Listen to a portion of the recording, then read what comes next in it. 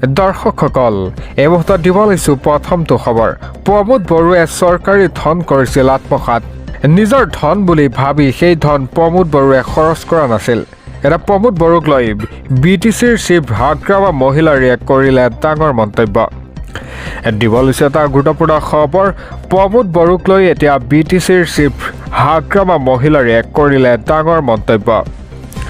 প্ৰমোদ বড়োৱে চৰকাৰী ধন কৰিছিল আত্মসাৎ। অত্যাধুনিক স্পৰ্ট একাডেমীৰ নামত অহা ধন প্ৰমোদ বড়োৱে আত্মসাৎ কৰাৰ অভিযোগ।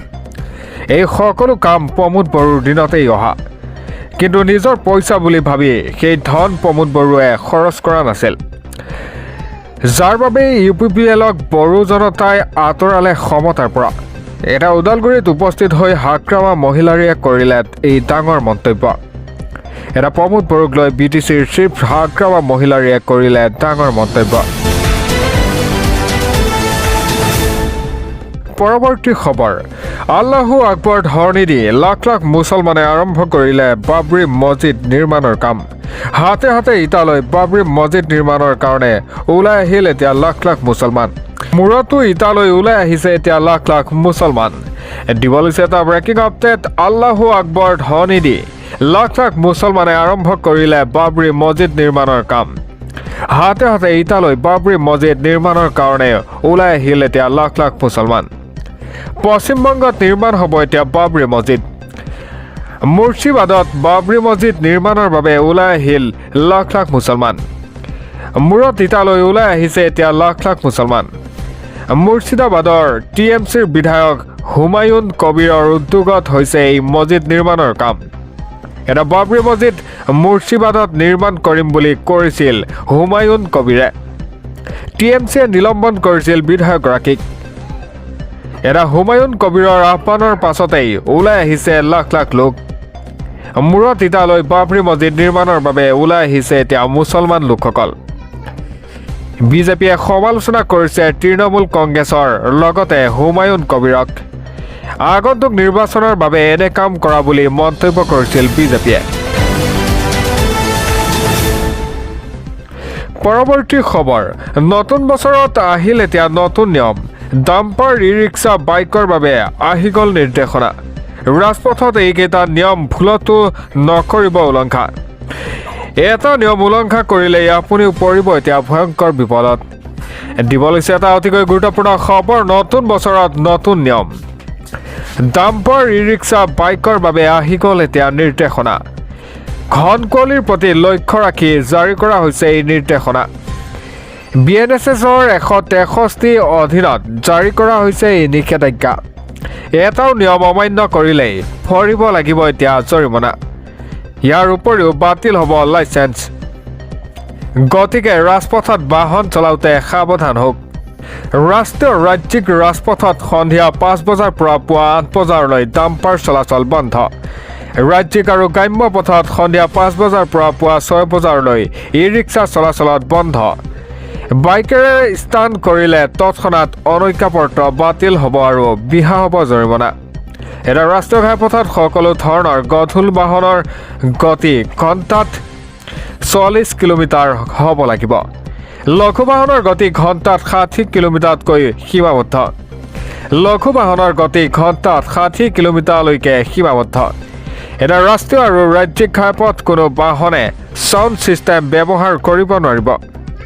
সামগ্ৰী কঢ়িয়াই নিয়া বাহনত বনভোজৰ উদ্দেশ্যে যাত্ৰী কঢ়িয়াই নিব নোৱাৰিব।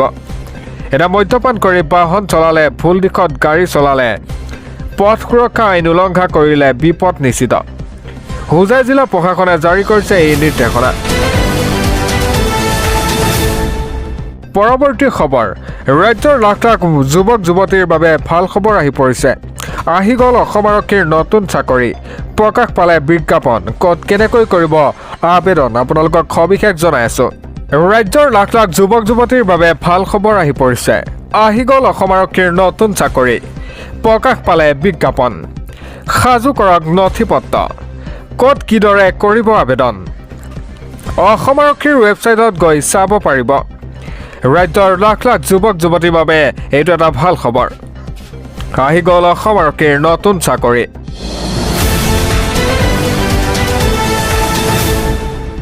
পৰৱৰ্তী খবৰ এটা ব্ৰেকিং আপডেট বিনামূলীয়া ই ৰিক্সা লাগে নেকি চলি আছে অনলাইন আবেদন প্ৰক্ৰিয়া শীঘ্ৰেই কৰক অনলাইনত আবেদন এটা বিনামূলীয়া ই ৰিক্সা লাগে নেকি আপোনাক চলি আছে অনলাইন আবেদনৰ প্ৰক্ৰিয়া শীঘ্ৰেই কৰক অনলাইনত আবেদন 1 ডিচেম্বৰৰ পৰা আৰম্ভ হৈছে অনলাইন আবেদনৰ অন্তিম তাৰিখ 30 ডিচেম্বৰ আপোনালোকে এই ৱেবছাইটত গৈ কৰিব পাৰিব আবেদন কৰিবলৈ সাজু কৰক নথিপত্ৰ বাৰ্ষিক আয় প্ৰমাণপত্ৰ PAN card Aadhaar card voter card passport size photo হ'লেই কৰিব পাৰিব আবেদন এটা বাৰ্ষিক সংখ্যালঘুসকলৰ বাবে চলি আছে এই বিশেষ আঁচনি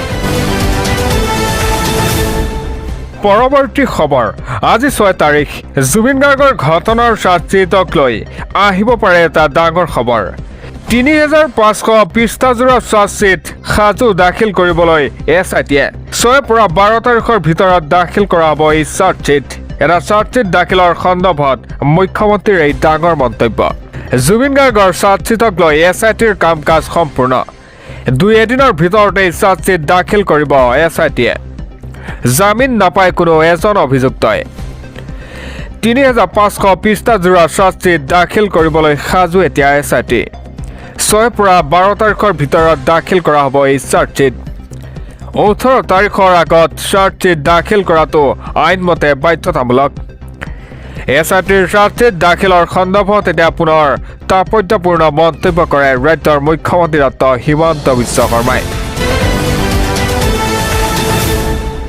পৰৱৰ্তী খবৰ মানিকপুৰৰ 27 নং ৰাষ্ট্ৰীয় ঘাইপথত ভয়াৱহ পথ দুৰ্ঘটনা তিতাতেই শুকাব দুৰ্ঘটনা বাইক আৰোহী সঞ্জীৱ ৰায়ৰ এটা সংকটজনক অৱস্থাত দুজনক হস্পিটেলত ভৰ্তি কৰা হয় দুৰ্ঘটনাৰ পিছতেই এতিয়া উত্তপ্ত পৰিস্থিতি দিবলৈছে এটা ব্ৰেকিং আপডেট মানিকপুৰৰ 27 নং ৰাষ্ট্ৰীয় ঘাইপথত ভয়াৱহ পথ দুৰ্ঘটনা তীব্ৰবেগী বাইক আৰোহীৰ মুখামুখি সংঘৰ্ষ ভয়ংকৰ দুৰ্ঘটনাত থিতাতেই নিহত হয় এজন বাইক আৰোহী নিহত বাইক আৰোহীজন সঞ্জীৱ ৰায় বুলি চিনাক্ত কৰা হৈছে বঙাইগাঁও আউলাগুৰিত ঘৰ সঞ্জীৱ ৰায়ৰ আনহাতে আহত হয় 2 বাইক আৰোহী অচিন্ত ৰয় আৰু আব্দুল মানান দুয়োকে ফখৰুদ্দিন আলী আহমেদ মেডিকেল কলেজলৈ প্ৰেৰণ কৰা হয় এটা ঘটনাস্থলীত মানিকপুৰৰ আৰক্ষী উপস্থিত হৈ আৰম্ভ কৰে তদন্ত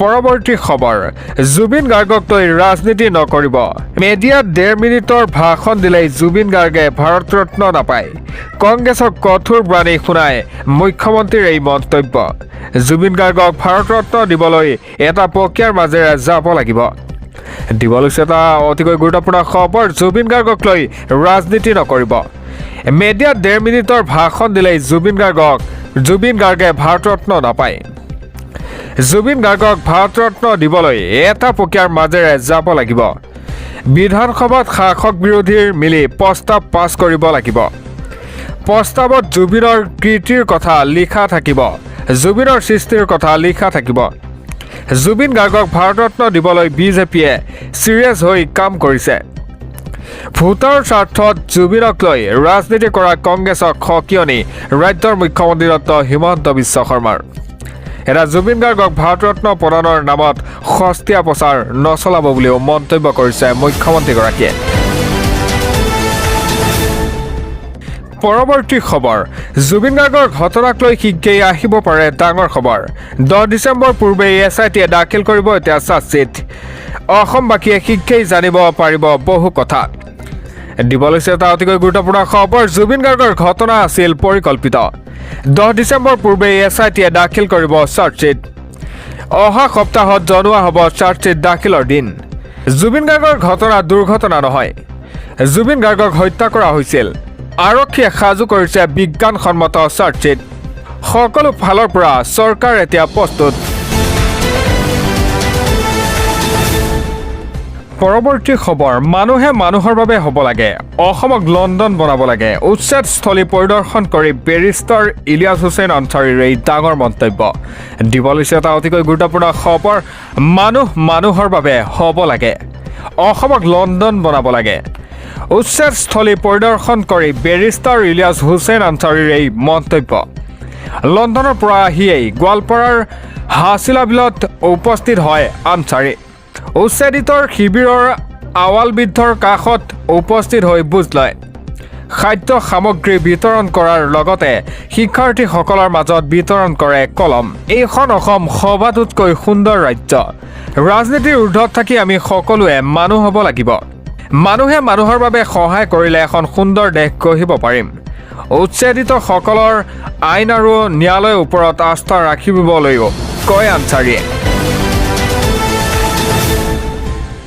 দিব লাগিছে পৰৱৰ্তী খবৰ 20 ডিচেম্বৰত দুদিনীয়া কাৰ্যসূচীৰে অসমলৈ আহিব এতিয়া প্ৰধানমন্ত্ৰী নৰেন্দ্ৰ মোদী বৰঝাৰ বিমানবন্দৰৰ নৱনিৰ্মিত টাৰ্মিনেল উদ্বোধন কৰিব প্ৰধানমন্ত্ৰীয়ে 11,000 কোটি টকাৰ ব্যয়েৰে নামৰূপত স্থাপন হ'ব এই প্ৰকল্প দিব লাগিছে এটা অতিকৈ গুৰুত্বপূৰ্ণ খবৰ 20 ডিচেম্বৰত দুদিনীয়াৰ কাৰ্যসূচীৰে অসমলৈ আহিব এতিয়া প্ৰধানমন্ত্ৰী নৰেন্দ্ৰ মোদী বৰঝাৰ বিমানবন্দৰৰ নৱনিৰ্মিত টাৰ্মিনেল উদ্বোধন কৰিব আহিব এই প্ৰধানমন্ত্ৰীয়ে ভাৰতৰত্ন গোপীনাথ বৰদলৈ প্ৰতিমূৰ্তি উন্মোচন কৰিব এতিয়া প্ৰধানমন্ত্ৰীয়ে নামৰূপত এমনিয়া ইউৰিয়া প্ৰকল্পৰ আধাৰশিলা স্থাপন কৰিব 11,000 কোটি টকাৰ ব্যয়েৰে নামৰূপত স্থাপন হ'ব এতিয়া এই প্ৰকল্প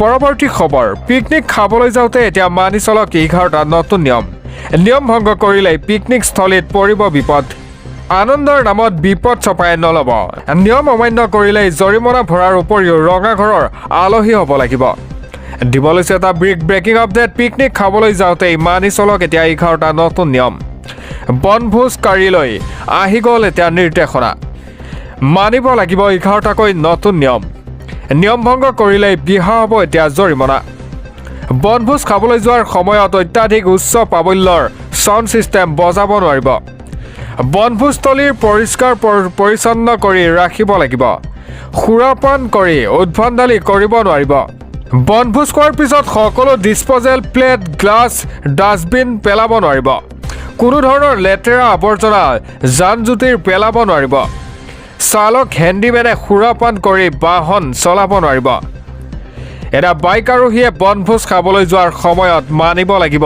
নীতি নিৰ্দেশনা দিব লাগিছে পৰৱৰ্তী খবৰ কি আলোচনা হ'ল এতিয়া ভাৰত আৰু ৰুছ দ্বিপাক্ষিক শীৰ্ষ সন্মিলনত ভালডিমিৰ পুটিন ভাৰত ভ্ৰমণক লৈ বিশ্বজুৰি চৰ্চা চিকিৎসা স্বাস্থ্যসেৱা প্ৰতিৰক্ষা শিক্ষাকে ধৰি বহু বিষয়ত বুজাবুজি হয় সন্মিলনৰ অন্তত সংবাদমেল সম্বোধন দুই ৰাষ্ট্ৰ নেতাৰ দিব লৈছে এটা অতিকৈ গুৰুত্বপূৰ্ণ খবৰ এটা ডাঙৰ খবৰ কি আলোচনা হ'ল ভাৰত ৰুছ দ্বিপাক্ষিক শীৰ্ষ সন্মিলনৰ অন্তত সংবাদমেল সম্বোধন দুই ৰাষ্ট্ৰ নেতাৰ ভালডিমিৰ পুটিন ভাৰত ভ্ৰমণক লৈ বিশ্বজুৰি চৰ্চা যৌথ সন্মিলনত দুই ৰাষ্ট্ৰ নেতাৰ বৃহৎ ঘোষণা ভাৰতলৈ বিনা বাধাই চলি থাকিব ইন্ধন যোগান পুটিন ৰুছ আৰু ভাৰতে মিলি প্ৰস্তুত কৰিব বৃহৎ পাৰমাণৱিক শক্তি প্ৰকল্প ৰাছিয়াৰ নাগৰিকৰ বাবে 30 দিনৰ বিনামূলীয়া ভিজা প্ৰৱৰ্তন কৰিব ৰাছিয়াৰ পৰৱৰ্তী দিনতো ভাৰতৰ প্ৰতিৰক্ষাত কৰিব সহায় এৰা ভাৰত ৰাছিয়াৰ মাজত কেইবাটাও বিষয়ত সম্পূৰ্ণ হয় বুজাবুজি চিকিৎসা স্বাস্থ্যসেৱা প্ৰতিৰক্ষা শিক্ষাকে ধৰি বহু বিষয়ত বুজাবুজি হয় যৌথভাৱে সংবাদমেলত বহু তথ্য সদৰি কৰিলে নৰেন্দ্ৰ মোদী আৰু পুটিনে পৰৱৰ্তী খবৰ শক্তি বৃদ্ধি হ'ল এআইডিএফত যোগদান জিলা কংগ্ৰেছৰ উপসভাপতি শতাধিক সমৰ্থকক লগত লৈ বৃহৎ যোগদান কাৰ্যসূচী ২৬ৰ বিধানসভাৰ নিৰ্বাচনৰ প্ৰাক্ষণত পুনৰ শক্তি বৃদ্ধি হ'ল এআইডিএফত মৌলানা বদৰুদ্দিন আজমলৰ নেতৃত্বাধীন এআইডিএফৰ শক্তি বৃদ্ধি এআইডিএফত যোগদান জিলা কংগ্ৰেছৰ উপসভাপতি কংগ্ৰেছ এৰি এআইডিএফত যোগদান কৰে দৰং জিলাৰ কংগ্ৰেছৰ উপসভাপতি দৰং জিলাৰ কংগ্ৰেছৰ উপসভাপতি ৰুস্তম আলীৰ দল ত্যাগ শতাধিক সমৰ্থকক লগত লৈ এআইডিএফত যোগদান কৰে ৰুস্তম আলীয়ে ২৬ৰ নিৰ্বাচনৰ প্ৰাক্ষণত কংগ্ৰেছ এৰি এআইডিএফত যোগদান কৰে ৰুস্তম আলীয়ে দলীয় কৰ্মীক কংগ্ৰেছত কোনো গুৰুত্ব নিদিয়াৰ অভিযোগ দলগাঁও বিধায়কৰ উপস্থিতিত এআইডিএফত যোগদান কৰে ৰুস্তম আলীয়ে পৰৱৰ্তী খবৰ ২৬ৰ বিধানসভাৰ নিৰ্বাচনক লৈ কঁকালত টঙালি বান্ধিছে ৰাইজৰ দলে অখিল গগৈ নেতৃত্বাধীন ৰাইজৰ দলে আৰম্ভ কৰিছে নিৰ্বাচনী কুচকাৱাজ দৈনিক ভিন্ন দলৰ শ শ লোকে যোগদান কৰিছে এতিয়া ৰাইজৰ দলত সংখ্যালঘুৰ সমষ্টিত দলীয় শক্তি বৃদ্ধিৰ লক্ষ্য ৰাইজৰ দলৰ দিব লৈছে এটা অতিকৈ গুৰুত্বপূৰ্ণ খবৰ ২৬ৰ বিধানসভাৰ নিৰ্বাচনক লৈ কঁকালত টঙালি বান্ধিছে এতিয়া ৰাইজৰ দলে অখিল গগৈ নেতৃত্বাধীন ৰাইজৰ দলে আৰম্ভ কৰিছে এতিয়া নিৰ্বাচনীৰ কুচকাৱাজ কংগ্ৰেছ এডিএফৰ দুৰ্গত ভেটি শক্তিশালী কৰাৰ লক্ষ্য এতিয়া ৰাইজৰ দলৰ জলেশ্বৰ সমষ্টিত সমুখ সমৰত কংগ্ৰেছ আৰু ৰাইজৰ দল এটা সংখ্যালঘু সমষ্টিত দলীয় শক্তি বৃদ্ধিৰ লক্ষ্য এতিয়া অখিল গগৈ নেতৃত্বাধীন ৰাইজৰ দলৰ দৈনিক ভিন্ন দলৰ শ শ লোকে যোগদান কৰিছে এতিয়া ৰাইজৰ দলত সমষ্টিটোত দিনে নিশাই ৰাইজৰ ঘৰে ঘৰে উপস্থিত হৈছে ৰাইজৰ দলৰ প্ৰতিনিধি এৰা জলেশ্বৰত চলিছে